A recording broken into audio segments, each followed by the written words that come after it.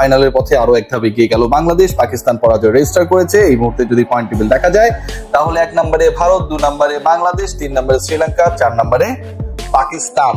আজকের ম্যাচে যদি ইন্ডিয়াকে পাকিস্তান হারিয়ে দিত ওই 170+ স্কোর করার পর, অনেকে আমরা ভাবছিলাম যে কোনো একটা অ্যাক্সিডেন্ট হতে যাচ্ছে কিনা। ভারত যদি পরাজিত হয় এটা কাইন্ড অফ অ্যাক্সিডেন্টই, অন্তত পাকিস্তানের এরকম এবড়ো থেবড়ো দলের এগেইনস্টে, বাট সেটা হয় নাই। Convincing win by the Indians, এবং তারা খুব দারুণ একটা জয়ে বাংলাদেশের স্বস্তি আরো বেশি বাড়িয়েছে। দেখুন টেবিলে যে 4টা দলের কথা আমি বললাম, ইন্ডিয়া, বাংলাদেশ, শ্রীলঙ্কা, পাকিস্তান, এই 4 দলের মধ্য থেকে তো ফাইনালে যাবে 2টা দল, এবং যেই 2টা দল ফাইনালে যাবে তাদের মধ্যে একটা দলকে ধরেই রাখা হচ্ছে ওরা ফাইনাল খেলবে, ইন্ডিয়া। সো বাংলাদেশের কম্পিটিশন যাদের সাথে, পাকিস্তান এবং শ্রীলঙ্কা, 2 দলই যেখানে বাংলাদেশ তাদের প্রথম ম্যাচে ওপেনিং ম্যাচে সুপার 4 জয় পেয়েছে, সেখানটায় এই 2 দলই পরাজয় রেজিস্টার করেছে। সো বাংলাদেশের কম্পিটিটর যারা, বাংলাদেশের কম্পিটিশন যাদের সাথে ফাইনালে যাবার রেসে বাংলাদেশ যাদের প্রতিবন্ধকতার শিকার হবার কথা, সেই 2 দল বাংলাদেশের থেকে অন্তত প্রথম 2 ম্যাচ শেষে সুপার 4 এর এশিয়া কাপের স্পষ্টভাবে পিছিয়ে রয়েছে। রান রেটের হিসাবও যদি আমরা করি, পাকিস্তান আজকে যেভাবে পরাজিত হয়েছে তাদের রান রেটটা হচ্ছে এই মুহূর্তে, স্পেসিফিক ভাবে যদি আমি দেখি বলি, এটা আসলে মুখস্থ বলার কোনো কারণ নাই, -0.689, -0 পয়েন্ট, মানে প্রথমত মাইনাস এবং সেটা হচ্ছে -6 এর নিচে। আবার যদি আমরা খেয়াল করি শ্রীলঙ্কা, তারা কিছুটা কমফোর্টেবল অবস্থায় রয়েছে। বাংলাদেশ তাদের প্রথম ম্যাচে হারিয়েছে, কিন্তু তাদের সবচেয়ে বড় ডিসকমফোর্টের জায়গা, মানে এশিয়া কাপের ফাইনালে ইন্ডিয়া যদি চলে যায়, বাংলাদেশ অপোনেন্ট পাকিস্তান আর শ্রীলঙ্কা, শ্রীলঙ্কার ডিসকমফোর্টের জায়গা, পরের 2টা ম্যাচ কিন্তু শ্রীলঙ্কাকে খেলতে হবে ইন্ডিয়া পাকিস্তানের এগেইনস্টে। সো ইন্ডিয়া পাকিস্তানের এগেইনস্টে পরের 2 ম্যাচে 2টাই তারা জিতে যাবে, এটার কোনো কারণ নেই। ম্যাক্সিমাম একটা ম্যাচ জিততে পারে, সেটা পাকিস্তানের সাথে। আর পাকিস্তান যদি সেই ম্যাচটায় শ্রীলঙ্কার কাছে হেরে যায়, তাহলে পাকিস্তান 2 ম্যাচ শেষেও জয় শূন্য থাকবে। ইন্ডিয়ার কাছে শ্রীলঙ্কা যদি হেরে যায়, পাকিস্তানের সাথে যদি জিতেও যায়, তাহলে আলটিমেটলি শ্রীলঙ্কার জয় থাকবে একটা।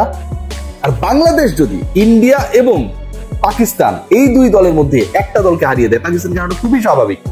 সবচেয়ে সিরিজে বাংলাদেশ জিতেছে, আজকে পাকিস্তান পরাজিত হয়েছে। এর আগে পাকিস্তান আমরা খেয়াল করেছিলাম গ্রুপ পর্বে ওমানের এগেইনস্টে ম্যাচেও তারা হচ্ছে অনেকটা কাপাকাপি অবস্থায় চলে গিয়েছিল, ইন্ডিয়ার বিপক্ষে পারতেই পায়নি। সো ওভারঅল যে সিচুয়েশনটা দাঁড়াচ্ছে, তাতে বাংলাদেশ পাকিস্তান ইন্ডিয়া ম্যাচের পরে তারা শ্রীলঙ্কাকে হারানোর পর যতটা কমফোর্টেবল জোনে ছিল তার থেকে বেশি কমফোর্ট জোনে চলে গেছে। বাংলাদেশ দলের সবচেয়ে ডিসকমফোর্টের জায়গা যেটা, they have to play back to back matches. 24 সেপ্টেম্বরে তারা খেলবে ইন্ডিয়ার এগেইনস্টে, এবং তারপরের দিনই তাদের প্রতিপক্ষ পাকিস্তান, এবং যেই ম্যাচটা খুবই খুবই গুরুত্বপূর্ণ। ভারতকে বাংলাদেশ হারাতে পারবে না এমনটা না, 2019 সালের 3 নভেম্বর হারিয়েছিল। বাংলাদেশের একটা গুড ডে দরকার, সব ডিপার্টমেন্টে ক্লিক করা দরকার। যেই বাংলাদেশকে নিয়ে অনেক অনেক ধরনের নাক চিটকানো বক্তব্য আমরা দেখেছিলাম, সেই দলটাই কিন্তু আফগানিস্তানের বিপক্ষে একটা এমন সিচুয়েশন ক্রিয়েট করে জিতেছিল, এমন মোমেন্টাম ক্রিয়েট করে জিতেছিল, যখন মনে হচ্ছিল যে ম্যাচটা মনে ফসকে যাচ্ছে।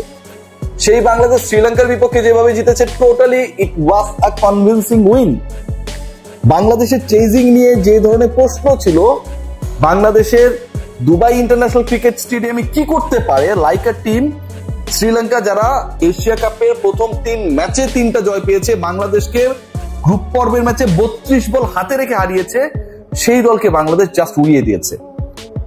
বাংলাদেশের আরো কমফোর্টের জায়গা, অ্যাডভান্টেজাস সিচুয়েশন বা পজিশন যে জায়গাটায় রয়েছে, সেটা হচ্ছে টপ অর্ডার।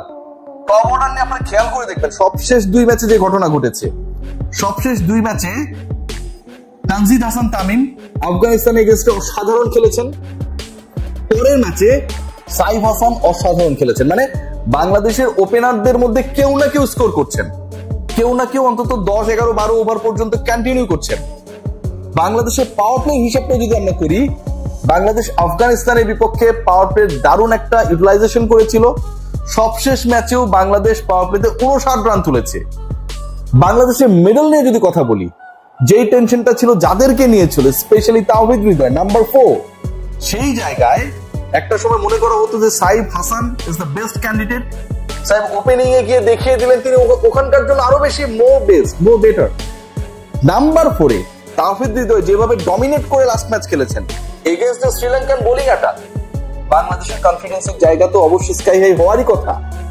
আকাশ চোপড়ার মতো পৃথিবী বিখ্যাত ক্রিকেটার, এত এত রেকর্ড তার, আমি কোনোটা অবশ্য জানি না ভালো মতো কি কি রেকর্ড চেক করছে। তো এই আকাশ চোপড়ার মতো এরকম একজন বিখ্যাত মানুষ, সেও এখন বলছে যে বাংলাদেশ জিতলে নাকি তার ভালো লাগে। মুস্তাফিজুর রহমান, খেয়াল করে দেখবেন, যখন বাংলাদেশের এগেনস্টে যে কোনো ব্যাটিং লাইন আপ আক্রমণাত্মক হয় 15-16 ওভারের পরের সময়টায় যেভাবে বল করেছেন, লাস্ট ম্যাচে যেভাবে 3টা উইকেট নিয়েছেন, যেখানটায় শ্রীলঙ্কার স্কোরটা একটা সময় মনে করা হচ্ছিল ইট উইল টাচ রাউন্ড 180, সেই জিনিসটা করতে দেন নাই।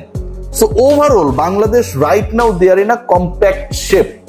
যেই শেপটায় কেন এই ডিসকাশনটা করছি, বাংলাদেশের অপোনেন্ট পাকিস্তান বা শ্রীলঙ্কা নেই। শ্রীলঙ্কার সবচেয়ে বড় ডিসঅ্যাডভান্টেজ পরের 2 ম্যাচ ইন্ডিয়া পাকিস্তানের এগেইনস্টে একটা হারলেই কেল্লা ফতে। পাকিস্তানের সবচেয়ে বড় ডিসঅ্যাডভান্টেজ পরের 2 ম্যাচের একটা তো বাংলাদেশের এগেইনস্টে, একটা শ্রীলঙ্কার এগেইনস্টে। এখন খেয়াল করে দেখুন, এই দলটার এগেইনস্টেই বাংলাদেশ 1 মাস আগেই প্রথম 2 ম্যাচ জিতে সিরিজ জিতেছে। আজকেও পাকিস্তান যেভাবে খেলেছে, পাকিস্তানের বোলিং অ্যাটাক যেভাবে ইন্ডিয়ান ব্যাটাররা তুলোধুনো করেছে, যেভাবে পাওয়ার প্লেকে কাজে লাগিয়েছে, অ্যারাউন্ড 75 রানসের মতো তারা ওই 6 ওভারের মধ্যে তুলেছে। শুভমান গিল, অভিষেক যেভাবে দাপুটে ব্যাট করছিল, মনে হচ্ছিল they are playing a match in IPL. So এই পাকিস্তান বোলিং অ্যাটাক আমি কোনোভাবেই বেটার ভাবে রেট করি না দেন শ্রীলঙ্কা, দেন আফগানিস্তান। বাংলাদেশের 25 তারিখের যে ম্যাচটা, সেই ম্যাচে বাংলাদেশ যেই পাকিস্তানকে মোকাবেলা করবে, সেই পাকিস্তানি বোলিং অ্যাটাক কোনোভাবেই not better than, never ever better than Sri Lanka and Afghanistan, যাদের এগেইনস্টে বাংলাদেশ আলটিমেটলি পরীক্ষা দিয়েছে, বাংলাদেশ সফল হয়েছে, সবশেষ 2 ম্যাচে 2টা জয় রেজিস্টার করেছে। টিম ইন্ডিয়ার প্রতি আজকের এই ম্যাচটা মানে ইন্ডিয়া পাকিস্তান দ্বৈরথ মানে কি, আমরা হচ্ছে একটা টানটান উত্তেজনার ম্যাচ দেখি। আজকের পুরো টানটান উত্তেজনাটা ছিল অনেকটা ওই যে শ্রীলঙ্কা আফগানিস্তান ম্যাচের মতো, যে শ্রীলঙ্কা যদি জিতে যায় বাংলাদেশের জন্য পরের রাউন্ডে যাওয়ার পরটা খুব ইজি হয়ে গেল। আজকের এই ম্যাচটা দেখার, এই ম্যাচটা ফলো করার মূল কারণটাই ছিল যে ইন্ডিয়া পাকিস্তান ম্যাচ এই কারণে না, ইন্ডিয়া পাকিস্তানকে কিভাবে কোন ওয়েতে কোন ডমিনেটিং অ্যাপ্রোচে হারায় সেটা, and India did that. India সেটা করে বাংলাদেশের পথটাকে খুব ইজি করে দিয়েছে। সহজ করে যদি বলি, বাংলাদেশের ফাইনালে খেলতে হলে টপ 2 মধ্যে থাকতে হবে, ধরে নিলাম টপ 1 ইন্ডিয়া, তাহলে বাংলাদেশকে টপকাতে হবে শ্রীলঙ্কা এন্ড পাকিস্তানকে। পাকিস্তান এবং শ্রীলঙ্কা তারা তাদের প্রথম ম্যাচে পরাজিত হয়েছে, মানে বাংলাদেশের নিচে। বাংলাদেশ তার প্রথম ম্যাচে জয়ী হয়েছে শ্রীলঙ্কা পাকিস্তানের উপরে, এবং মোস্ট ইম্পর্টেন্ট যেটা, সেটা হচ্ছে শ্রীলঙ্কা এবং পাকিস্তান তারা পরের 2 ম্যাচ খেলবে, স্পেশালি শ্রীলঙ্কা ইন্ডিয়া এবং পাকিস্তানের এগেইনস্টে 2টাই জিততে হবে এরকম একটা সিচুয়েশন। আর পাকিস্তান খেলবে শ্রীলঙ্কা এবং বাংলাদেশের এগেইনস্টে যে বোলিং অ্যাটাক, যে প্রদর্শনী আমরা দেখলাম, ইভেন ওমানের এগেইনস্টে আসলে তারা যেভাবে স্ট্রাগল করেছে, বাংলাদেশি ব্যাটাররা যারা শ্রীলঙ্কান এন্ড আফগান বোলিং অ্যাটাককে ফেস করে লাস্ট 2 ম্যাচে জয় পেয়েছে, গ্রুপ পর্ব পেরিয়েছে, সুপার 4-এর প্রথম ম্যাচে কনভিন্সিং উইন এনশিওর করেছে, সেই দলটা পাকিস্তানি বোলিং ডিপার্টমেন্টে খুব বেশি বিচলিত হবে এটা ভাবার কোনো কারণ নেই। Bangladesh clearly right now in a situation যেখানটায় বাংলাদেশের ফাইনালের পথে অনেকটা এগিয়ে গেছে after the result of India and Pakistan match. এবং বাংলাদেশ একটা ম্যাচ জিতেছে, এই এক ম্যাচ জিতেও বাংলাদেশ সিরিয়াসলি বলছি ফাইনালে যেতে পারে, কারণ ইন্ডিয়া চলেই গেল।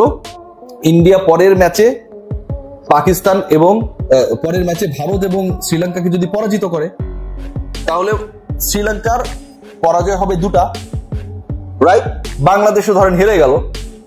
শ্রীলঙ্কা যদি তাদের লাস্ট ম্যাচে পাকিস্তানকে হারায়, তাহলে পাকিস্তানের পরাজয় হবে 2টা, রাইট? কারণ পাকিস্তান এর আগে ভারতের কাছে হেরেছে, আর শ্রীলঙ্কার জয় হবে 1টা। এরপর পাকিস্তান যদি লাস্ট ম্যাচে ধরেন বাংলাদেশকে হারিয়েই দিল, পাকিস্তানের জয় হবে ওই একটাই, অর্থাৎ শ্রীলঙ্কার জয় 1টা, পাকিস্তানের জয় 1টা, বাংলাদেশের জয় 1টা। এই একটা জয় নিয়েও বাংলাদেশ ওই ক্যালকুলেশন, ক্যাচাল, রান রেট ওই হিসাবে ফাইনালে যাওয়ার পথে রয়েছে, যদি আমরা সেটা এক্সপেক্ট করি না।